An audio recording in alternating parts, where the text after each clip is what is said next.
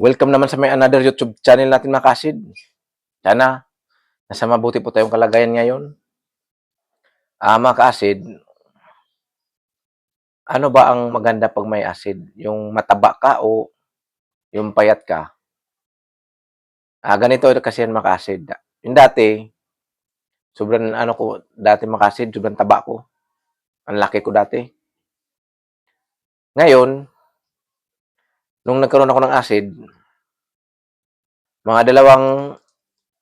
3 linggo lang, laking pagbabago ng katawan ko. Bigla akong pumayat na ang daming naramdaman ko. Kaya doon pumayat ako ng husto. Ngayon, nung mga ilang buwan din, mga kalahating taon, bumalik ako. Nagpataba ako ulit. Pero,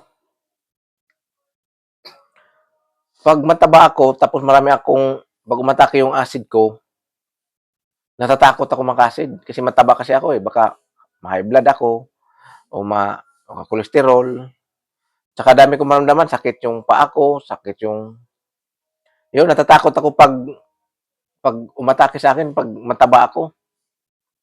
Ang dami kong maramdaman na mga sakit. Ngayon mga ka-acid,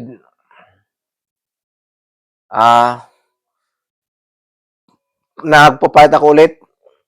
Kumakain lang ako ng yung tamang kainan lang. Yun. Pumayat ako. Nung pumayat na ako, sabi ko, okay lang to sa akin na papayat ako kasi nga may acid eh. Kahit anong gawin, kung tataba ka man, papayat ka eh. Kaya ang nangyari mga ka-acid, sinadya kong magpapayat muna. Pag umatake yung acid ko, hindi ako natatakot kasi payat ako eh. Ano ba yung katakutan ko eh, payat ako eh. Kaya yun ang ano ko na sabi ko hanggat may acid ako, ano muna ako, parang yung tama lang kainan natin. Kaya yung katawan natin, hindi tayo lalaki, hindi tayo mataba, payat siya. Kasi yung natin, kinakain natin, yung tama lang. Kaya kung ako ang tanungin, kung malakas yung acid natin, mas maganda kung magpapayat muna tayo. Huwag tayo munang magpataba kasi pag tataba tayo, nakakatakot pag yung matake kaysa payat tayo. Kaya mga ka-acid, ang ginawa ko talaga, pinabayaan ko muna na maging payat ako. Hanggat sa tagalan, parang unti-unti yung nawala yung mga atake ko, yung pagkahilo, tapos yung mga sakit-sakit sa katawan, parang naramdaman ko na na parang unti-unting nawala eh. Kaya doon ako bumalik ako na nagpataba ng pero hindi nagpataba ng gusto, tama lang. Doon ako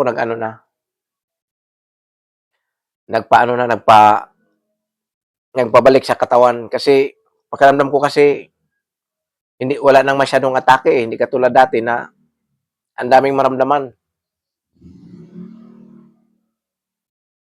Kaya yun lang ang ma-share ko mga ka-acid. Mas maganda kung malakas yung acid natin, huwag muna tayong magpataba masyado. Dapat lang, yung tama lang na natin, yung kainan natin, tama lang, mga ilang lang. Yun lang mga ka-acid. Maraming salamat.